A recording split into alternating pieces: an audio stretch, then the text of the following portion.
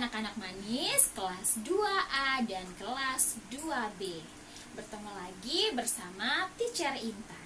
Hari ini kita masih di tema 1, subtema 3, pembelajaran 3. Baik anak-anak, setelah pembelajaran hari ini, teacher berharap anak-anak yang pertama mampu mengidentifikasi kalimat perintah yang terdapat dalam percakapan. Yang kedua, anak-anak mampu melakukan operasi hitung pengurangan. Dan yang ketiga, anak-anak mampu membuat sketsa gambar. Baik, seperti biasa, sebelum kita memulai pembelajaran kita pada pagi hari ini, teacher minta anak-anak ambil posisi duduk atau sikap duduk yang sopan, tangan di dada, mata ditutup. Kita mulai berdoa. Berdoa dimulai.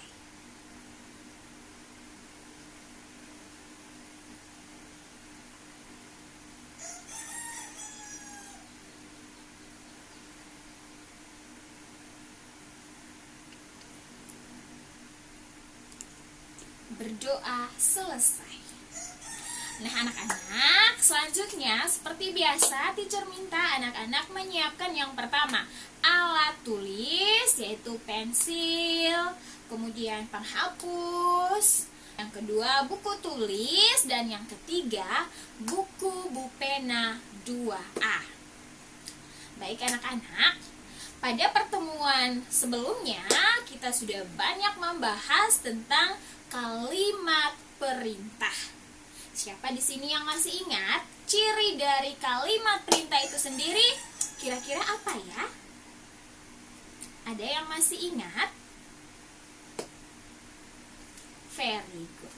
Ciri dari kalimat perintah itu sendiri menggunakan akhiran lah atau kan, dan diakhiri pula dengan tanda seru. Ya, di sini contoh teacher bilang rapikan bukumu. Artinya teacher meminta anak-anak merapikan buku. Akhiran yang teacher gunakan adalah akhiran menggunakan kata kan. Baik anak-anak, sekarang teacher minta anak-anak ambil buku pena 2A, ya. Kemudian buka pada halaman 47. Coba anak-anak ambil buku penanya, kemudian buka pada halaman 47. Sudah dibuka? Iya, baik. Kalau sudah, di situ anak-anak perhatikan. Di sini ada sebuah percakapan yang mana di dalam percakapan ini terdapat kalimat perintah. Ya, di sini anak-anak lihat. Di situ ada percakapan antara Bu Guru, Mei, dan Tiwi. Sekarang kita baca bersama-sama ya. Anak-anak di rumah juga ikut membaca. Di sini yang pertama dimulai dari Bu Guru. Baik, Bu Guru berkata, jam pelajaran sudah dimulai anak-anak. Duduklah di tempat masing-masing. Kemudian Mei menjawab, baik Bu Guru. Selanjutnya, Bu Gurunya berkata, kita akan menggambar benda-benda di sekitar sekolah. Keluarkan buku dan alat gambar kalian. Kemudian, Tiwi berkata, baik Bu Guru, bolehkah saya menggambar di luar kelas sambil mengamati suasana lapangan? Lalu Bu Gurunya berkata, boleh Tiwi, duduklah di tepi lapangan. Namun, jangan mengganggu siswa lain yang sedang berolahraga. Lalu Tiwi berkata, "Baik, Bu." Nah, di sini teacher minta, coba, apakah ada kalimat perintah yang terdapat dalam percakapan ini? Iya, kira-kira kalau ada, kalimat mana saja ya yang menunjukkan kalimat perintah? Mari kita cari bersama-sama. Anak-anak harus ingat lagi. Oh, kata teacher, kalimat perintah itu menggunakan akhiran lah atau kan dan diakhiri pula dengan tanda seru. Nah, sekarang anak-anak lihat. Supaya memudahkan anak-anak langsung lihat tanda seru tuh kira-kira ada di kalimat mana ya? Oh, teacher, saya dapat di sini kata duduklah di tempat masing-masing. Tanda seru, good. Kemudian anak-anak berpikir, apakah ini merupakan kalimat perintah? Kalau kalimat perintah berarti menggunakan akhiran lah atau kan? Duduklah. Dia menggunakan akhiran? Iya, menggunakan akhiran lah. Kita dapat di sini sudah ada satu kalimat perintah yang diucapkan oleh Bu Guru. Katanya, duduklah di tempat masing-masing. Artinya, Ibu Guru meminta anak-anaknya untuk kembali ke tempat masing-masing. Duduk di tempat masing-masing karena pelajaran akan segera dimulai. Ya, kemudian good. Sekarang kita cari lagi supaya memudahkan anak-anak kan. Kita cari kalimat mana yang ada akhiran tanda seru. Berikutnya kita lihat lagi. Oh, masih adakah? Very good. Masih ada. Di sini ada tanda seru. Kemudian anak-anak baca, keluarkan buku dan alat gambar kalian. Apakah kalimat ini merupakan kalimat perintah? Jangan terkecoh, karena akhir kalimat itu ada tanda seru. Anak-anak langsung bilang, oh ini pasti kalimat perintah. Perhatikan juga, apakah dia menggunakan akhiran lah? Atau apakah dia menggunakan akhiran kan? Ya, jadi harus selalu perhatikan itu. Di sini kata guru, keluarkan buku dan alat gambar kalian. Artinya, ibu guru meminta anak-anak untuk mengeluarkan alat gambarnya, buku gambarnya. Ini termasuk dalam kalimat perintah atau bukan?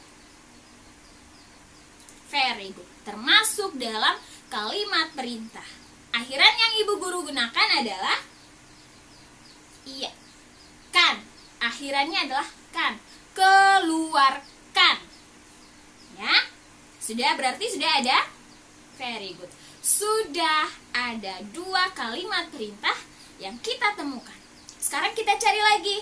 Apakah masih ada kalimat perintah berikutnya yang ada dalam percakapan ini? Yuk kita cari bersama-sama. Set. Oh, teacher, saya dapat. Very good.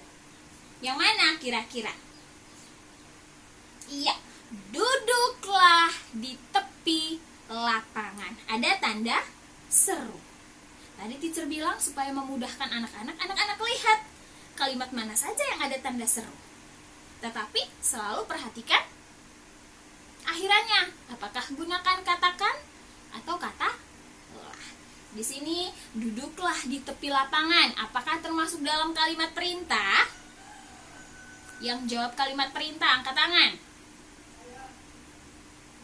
Yang merasa, oh teacher ini bukan kalimat perintah, angkat tangan.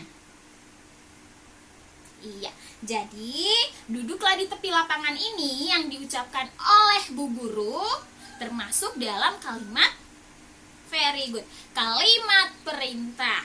Karena Bu Guru menggunakan akhiran lah. Duduklah di tepi lapangan. Ibu gurunya meminta, boleh engkau ke sana, tapi duduklah di tepi lapangan. Duduknya di tepi lapangan. Ya. kita cari lagi, apakah masih ada kalimat perintah yang ada dalam percakapan ini? Oh, teacher, saya menemukan ini. Di sini ada tanda seru.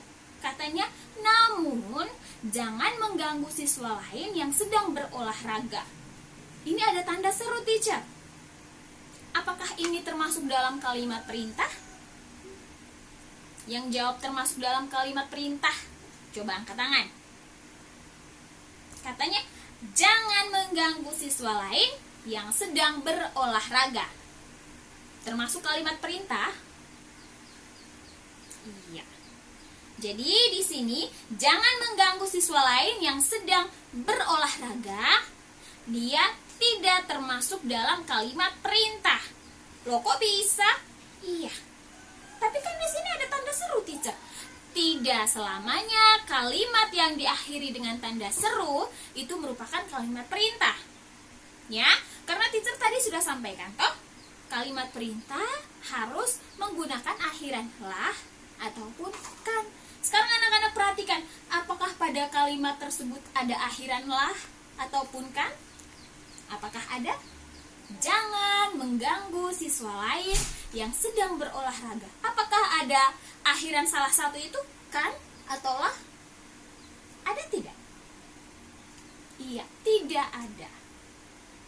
Lalu ini termasuk kalimat apa, teacher?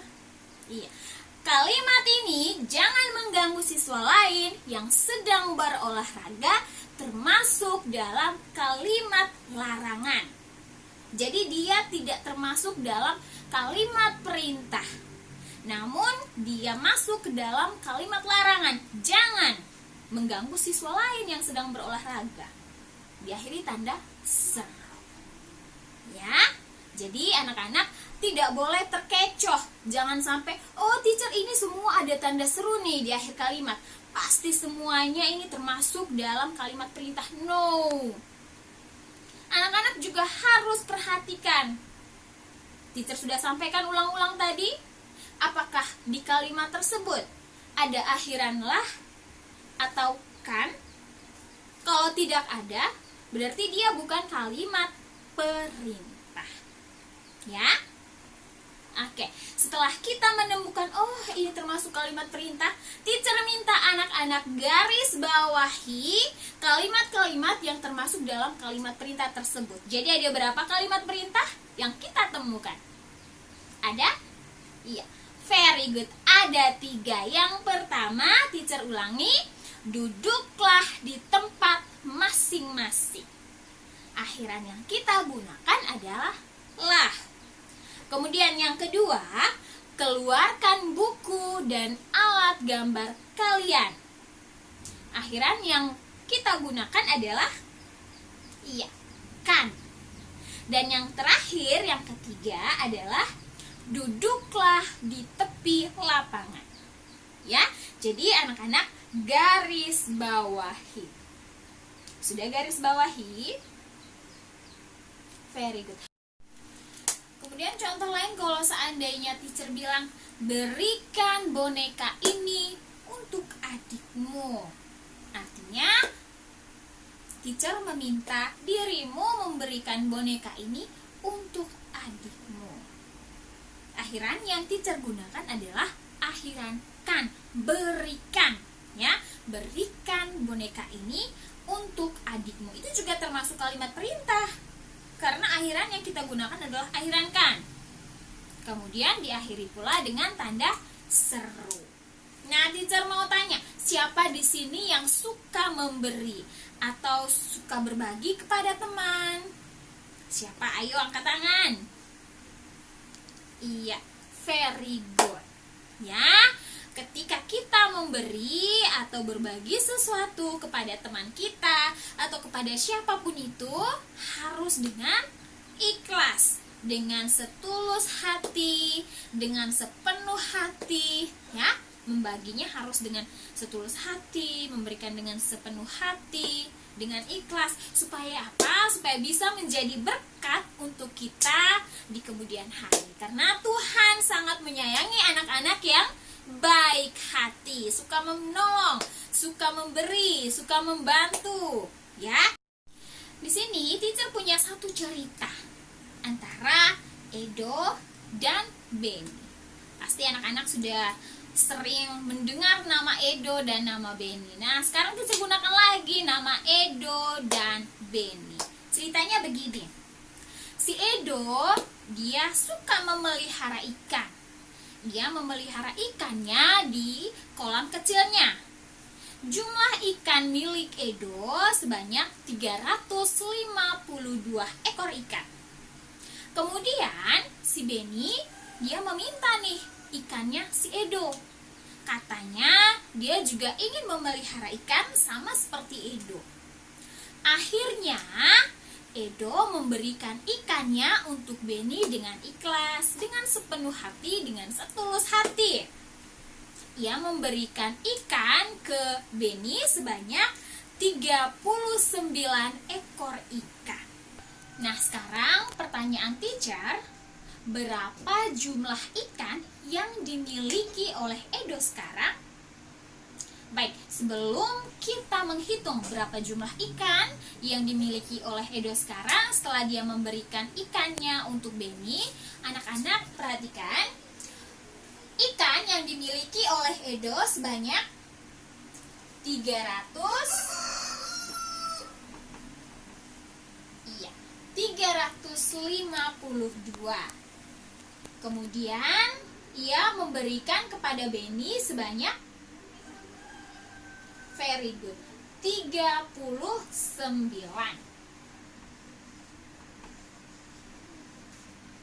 Ini ikan milik Edo. Kemudian yang ini banyak ikan yang ia berikan untuk Benny. Kita menyelesaikan soal cerita ini dengan menggunakan penjumlahan atau pengurangan. Kalau ikannya semakin sedikit, berarti yang kita gunakan adalah tanda tambah atau tanda kurang. Very good, tanda kurang. Ya, kalau kurang nanti sebentar kita hitung maju atau kita hitung mundur. Iya, kita hitung mundur. Ya, jadi di sini kita selesaikan dulu dengan pengurangan bersusun panjang. Ya, 352 bentuk panjangnya. Iya, 300 ditambah berapa ini? 50. Jangan lupa tanda tambah lagi. Tambah berapa di sini? 6. Iya, tambah 2. Jadi kita sudah dapat bentuk panjang dari 352 adalah 300 ditambah 50 ditambah 2. Sekarang bentuk panjang dari 39 sama dengan 3, nilai tempatnya puluhan, berarti dia 30. Tulis lurus ya, ratusan nanti dengan ratusan, puluhan dan puluhan, kemudian satuan dan satuan. Karena di sini 3 menempati posisi puluhan, nilainya 30, maka untuk posisi ratusannya dilepas kosongkan, ya. Kemudian sekarang 9. Nilainya satuan, berarti tetap ditambah 9. Kemudian sekarang kita menghitung. Kita gunakan tanda apa di sini? Tanda tambah atau tanda kurang? Iya, kita gunakan tanda kurang. Oke, sekarang anak-anak lihat, kita mengurangkannya mulai dari depan atau dari belakang? Iya, kita mulai dari belakang. Sekarang 2 dikurangi 9. Bisa atau tidak? Bisa tidak? Iya. 2 dikurangi 9. Iya. Tidak tidak bisa? Kalau tidak bisa, berarti kita harus pinjam. Caranya bagaimana? Sekarang anak-anak lihat. Karena di sini 2 dikurangi 9 tidak bisa, maka kita rubah lagi bentuk panjangnya. Ya. Jadi anak-anak perhatikan.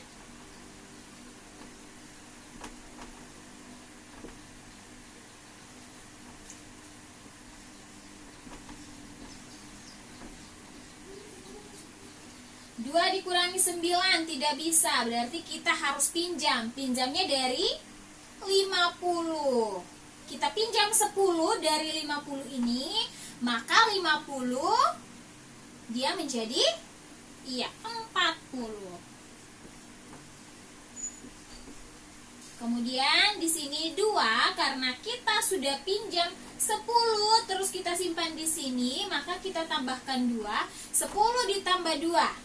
10 di otak, 2 di jari. 10, 11, 12.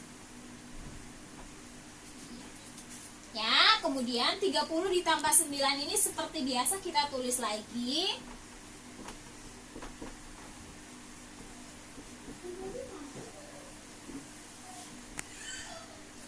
Kalau sudah seperti ini, ya, kalau sudah seperti ini, maka untuk satuan yang di belakangnya kita sudah bisa menghitungnya.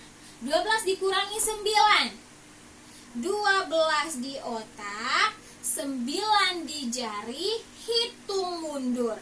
Ya, 12, 11, 10, 9, 8, 7, 6, 5, 4, 3. Jadi 12 dikurangi 9 sama dengan 3. Kita turunkan tanda tambahnya. 40 dikurangi 30. Berapa hasilnya? 40 di otak, 30 di jari. 40, 30, 20, 10.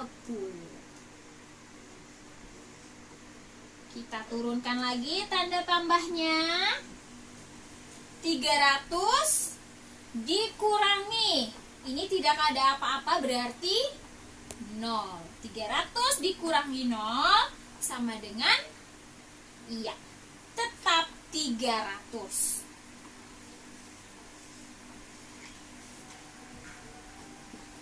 Nah, kalau sudah seperti ini, kita tulis tanda sama dengan 300 ditambah 10 sama dengan berapa?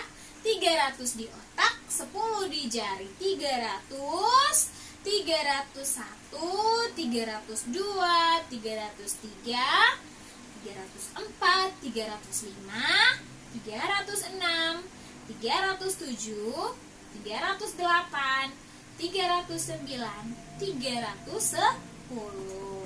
Sekarang 310 ditambah 3.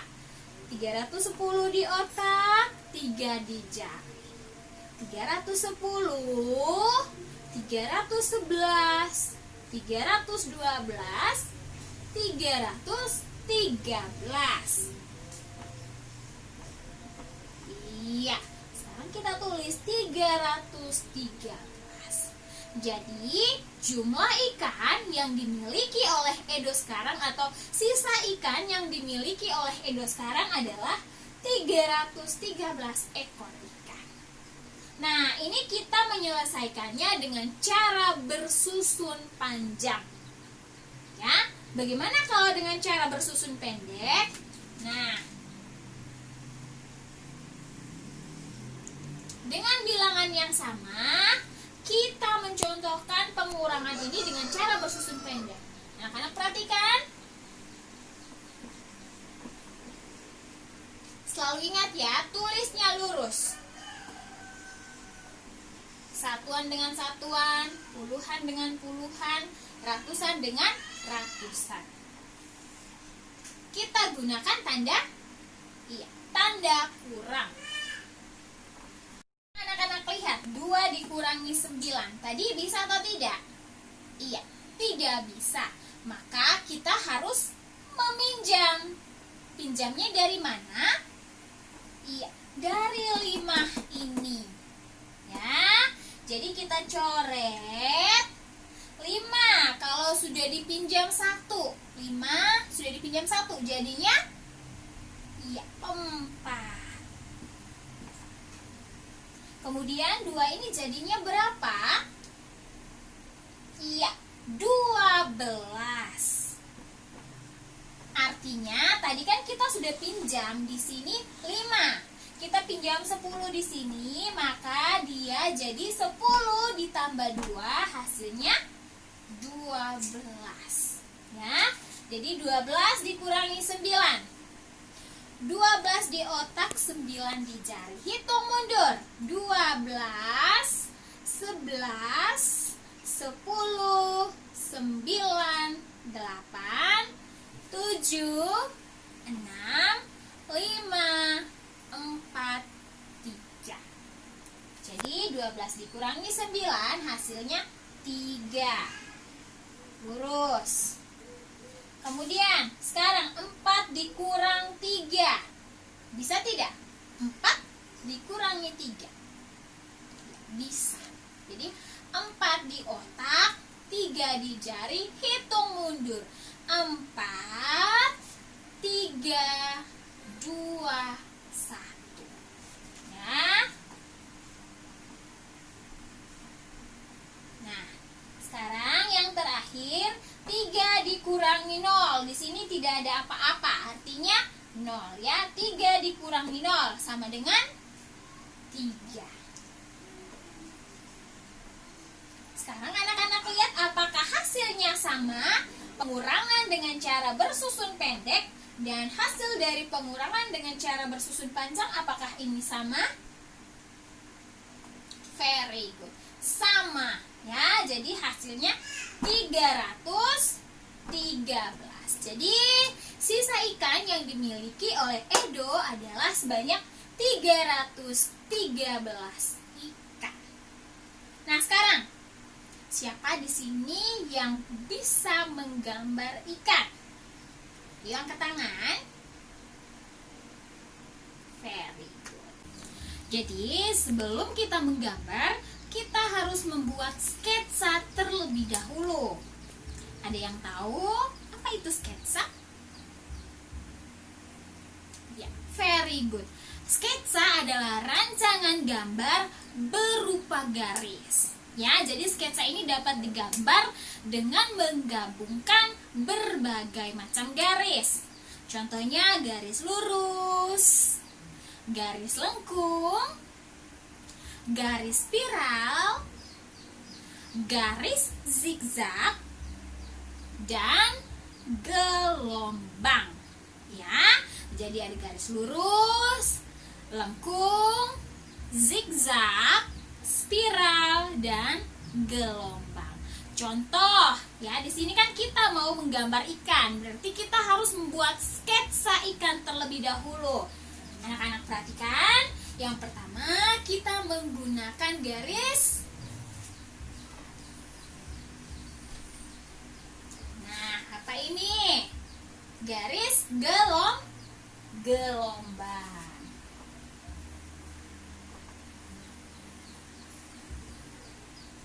Iya. Kemudian setelah itu kita tambahkan lagi garis gelombang untuk bagian ekornya.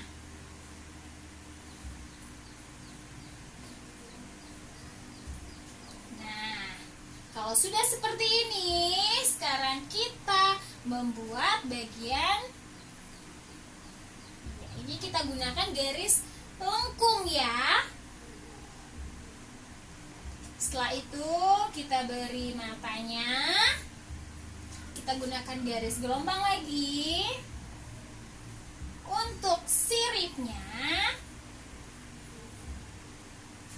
Dan yang terakhir, boleh anak-anak menggunakan spiral boleh untuk bagian tubuh ikan, atau lengkung boleh, tergantung dari kreativitas aktivitas dari anak-anak masing-masing. Di sini teacher mencoba menggunakan garis lengkung.